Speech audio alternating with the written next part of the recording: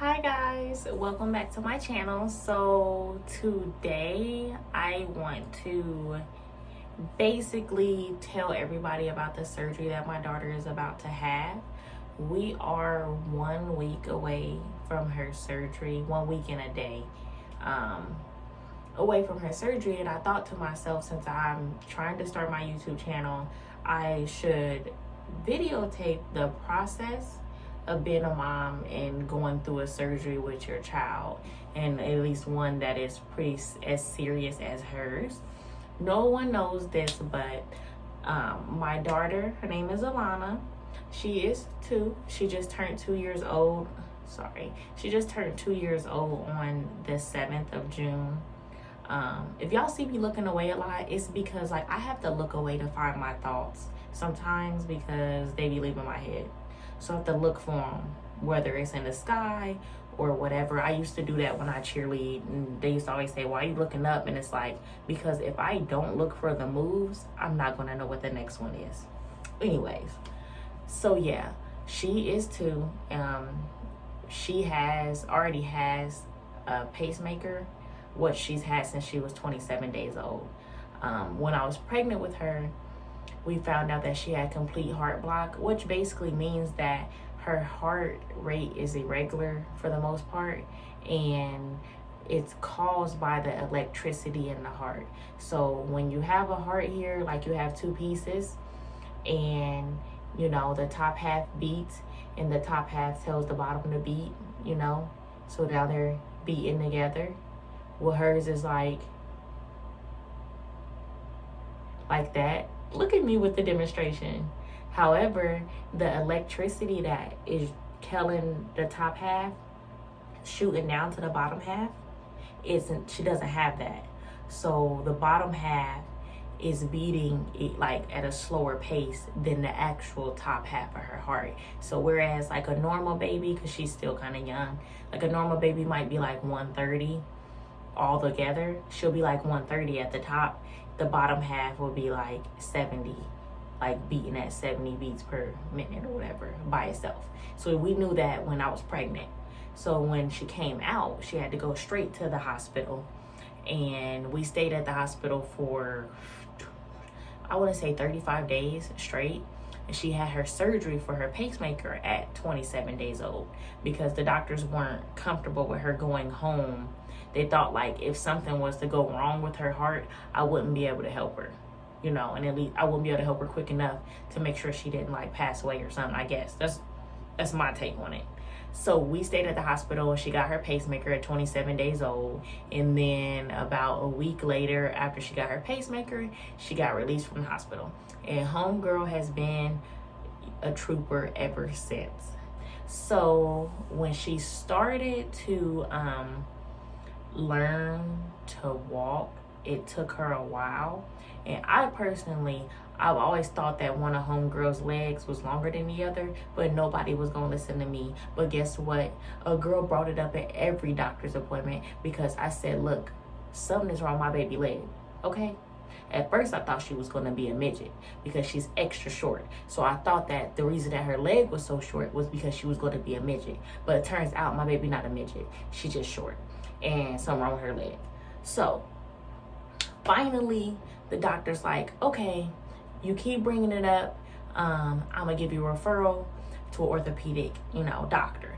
I'm like, thank God, I only been asking for like a year and a half. So at first, I don't think they believe me because when she walked like basically she got a peg leg. So she walks like a pirate on a peg.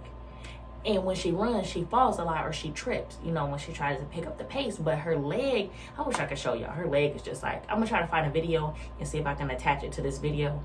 But it's just like she walks funny. She walks with a limp. So I go to the orthopedic surgeon. This was around Christmas of last year. Actually, it was Christmas Eve of last year. And they did an x-ray.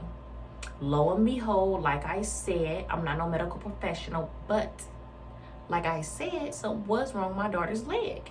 So come to find out, she has what they call right hip dysplasia. I don't know if y'all know what that means, but that basically means that her hip is dislocated. So it's not in the actual socket. However, she's been like that since she was born. Now, this could come from babies just being like, I guess, overextended in the womb.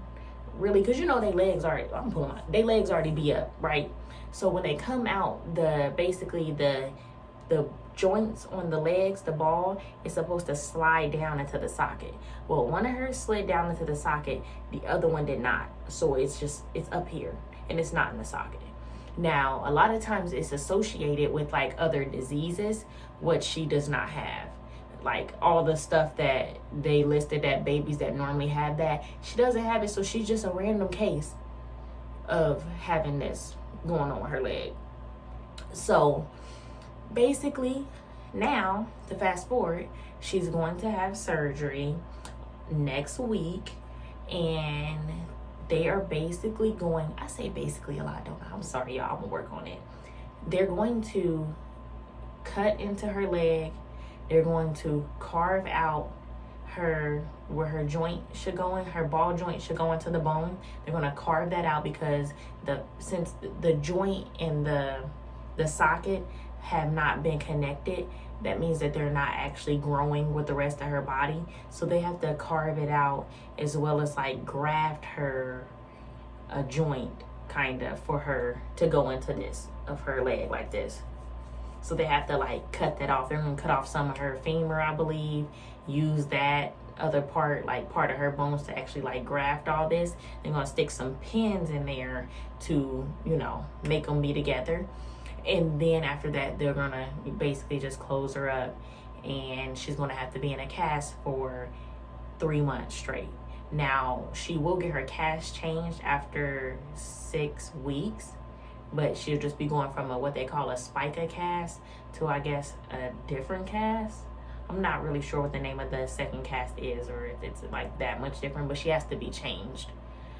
So she's going to be in that cast for 3 months all together in a body cast. Apparently it's like up to her. She's small. Homegirl is only 2 feet tall, like 2 feet exactly. So her stomach all the way down both legs. So it's about to be a process for your girl. Okay, I'm already stressed out enough. And so once she gets out of her cast, she'll be in a brace. And then I'm gonna assume that she's probably gonna have to go through like physical therapy or something like that. The doctor did say that most babies her age, they kind of just pick their walking back up. Because, kids are just so quick. They're just resilient and they just bounce back like they never even had an issue. So that is her whole ordeal of her surgery. And everybody keeps asking me, how do I feel? I really don't know. Because at this point, I've been going through rough things with my children since they both were born. And I don't know if I'm just kind of numb to it, or like if I'm actually as strong as people think. And I hope that makes sense, because everybody always says, you're so strong, you're so strong, you're so strong. But I just honestly believe that you don't know how strong you are until you actually just have to go through something. And I honestly just take it day by day and go through it. And I just try to be as positive as possible. I have not once actually like cried about my daughter's situation. I'm actually getting teary-eyed or whatever, but I have not once like cried about anything that has been going on with her. For one, it's like I don't really produce like a lot of tears, so my eyes are just super dry or something. It's like, because sometimes it's so much. It's just like one thing after another. And it's already the fact that she has to have a pacemaker for the rest of her life. Like, that's never going to stop, but she won't be able to deal without having it. And then to come to find out she's going to have to get this hip surgery like she's some 80-year-old man getting her hip replaced. And it's just like, come on now. Come on, homegirl. Like, she already an old person in a little bitty body. She got heart problems, hip problems. And I'm going to just pray that that's all the problems. I don't even want to speak any more problems over this baby. But besides all that, homegirl is going to be fine. She is strong and amazing and loving and smart and sassy. Like, she's the best little baby in the world. So I will keep you guys updated. Be on the lookout. I'm gonna try to upload a video each week of the progress and what's going on. just to share awareness, because I don't think a lot of people, you know about certain things that happen, like going on with my kids. I'll cover my son on another video, but going on at least with my daughter and stuff like that. A lot of people are, they don't know stuff that's going on like this. Like, so many people on my Facebook, she's 2. A lot of them were like, I didn't even know she had a pacemaker, because when I tell you, you wouldn't know the little girl had it unless I told you. I mean it. Like, you wouldn't think nothing was going on with her, but it is what it is. So, and plus they said her cast, like carrying her in a cast, they said it was gonna be heavy. So I gotta get a stroller. I don't even have a stroller, but I gotta get a stroller for homegirl, because, man, look at these arms. No, I can't be carrying her. If she's 20 pounds.